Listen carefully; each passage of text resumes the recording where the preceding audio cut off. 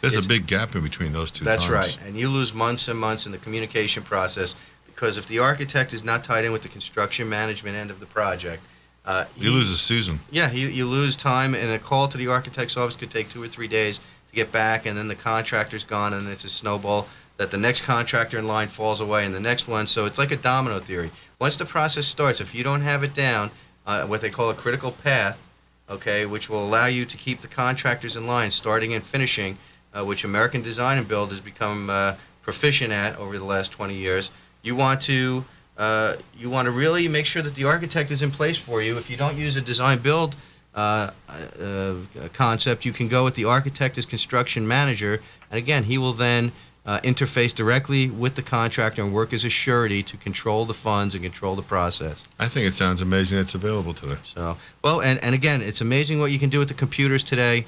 We work on Macintosh computers, and we have great animation and visualization tools that we can use, and it all depends on what you want to see and where your budget is, how far you can go with that stuff. I know. I've seen some of your drawings. It's amazing that they can actually see a final product all done. Yeah, if they're interested, you can go to our website, www.archifuture, ARCHIFUTURE.com, and you can see some of the work and some of the renovations that we've done, and also some of the animations and visualizations on some of the projects there at the website.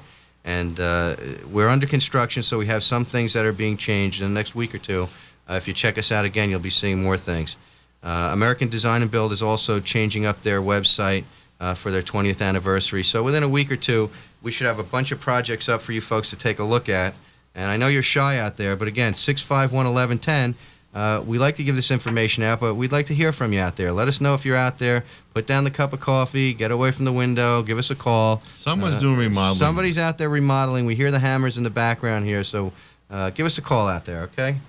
What do you want to talk about now, Mike? Let's get into the working drawings. You want to go into the working drawings? I think that's important. That's the actual contract. That's what people have to go look for the people to do the actual work, and they understand what you want. Okay, so working drawings, okay? Construction documents, drawings, plans, maps. There's all different terms for it. The correct term in the construction field is construction documents. They are your contract documents between the homeowner, the architect, and the builder. And this is the roadmap that is now completed off of your schematic designs to your finalized designs. Finalized designs, right? right. And now you're going to move forward, and you have to create documents that have to go to the building department for an approval, for a building permit to start your project. Very important, again, home improvement is licensing in certain areas. Always check if there's licensing that's required. Certain projects you may feel don't need to be permitted. And like I said, most building departments now want everything or anything that you're doing to your house. As long as you have a neighbor, that possibility is there. To be permitted. So you Right. need to permit the job. This is why you need the architect, again, because he is the only one who's allowed to create these documents for you. It's his forte. There is no one else allowed. He's licensed by the state. He has to carry a license. You can always check up at the state and see if there's any complaints or any specialty things you might need to know about the architect that you're going to be working with. And he is allowed to process these drawings. Now, these drawings show many different things to many different trades, but basically it's a roadmap from the foundation, and we're going to take you through this process over the course of the next 4 or 5 weeks. We're going to be bringing in foundation guys at the start of the project, and then we're going to be bringing in an electrician and plumber for any of the rough stuff that has to go on. Framing. And then we're going to go with the framing and so forth. So we, over the next 4 or 5 weeks, are going to go through the entire process, how to put together a small-scale addition, and who you need to contact, and how you get in touch with people if you want to try and be a rough rider out there and get the project going on your own. But we, again, suggest American Design and Build. That's what we're here to do. We're here to educate the folks about the design-build process, because not many contractors offer that. And a lot of times the contractors will tell you that they have an architect on staff, when really all they're doing is hiring the architect for a short period to do the plans, okay, the construction documents for you, and he will go as the in-between. Now, when you call that architect up for questions, or there's something that you didn't want on those plans, or there's something that may not be going right in the field, that architect is now committed to that builder, because that builder is his client, and he cannot talk to you directly. There's a New York State education law that if you go and talk, if you came to me after a builder had hired me to do your addition plans, and I did those refer plans. back. I have to refer back to the builder, ask him if I can contact you. If it's something that is in public safety and health, there's a hazard where something's going to be done and it's going to, there's some sort of safety problem. I am obligated at that point to then come out and say, yes, this is a problem. But other than that, if there's no safety issue, it's a window has to be moved, or something has to happen, there's a change in the planning, I can't help you there. You're Because not you the didn't go client. directly, right, you're not the client. So, and people, again, don't understand that. So they get caught in a hard situation sometimes. And I get called in as a consultant on these where the builder, I didn't work for the builder or the homeowner, and I have to go in and come up with what are the things that were done improperly and so That's forth. a tough position. Over. Very bad. So we try and stay away from that, and that's why, again, we stay with the one-stop shopping. The architect and builder under one roof, getting the best service. And they actually know each other, too. Yeah, for 20 years. I mean, that's a amazing. good relationship. Well, it's a big problem out in the field when there's a problem between the homeowner and the builder himself, discussions, and the architect.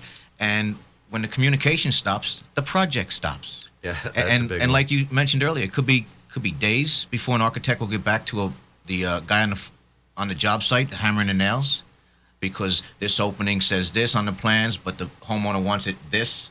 And you got to get the architect on the phone. You got to get him out there.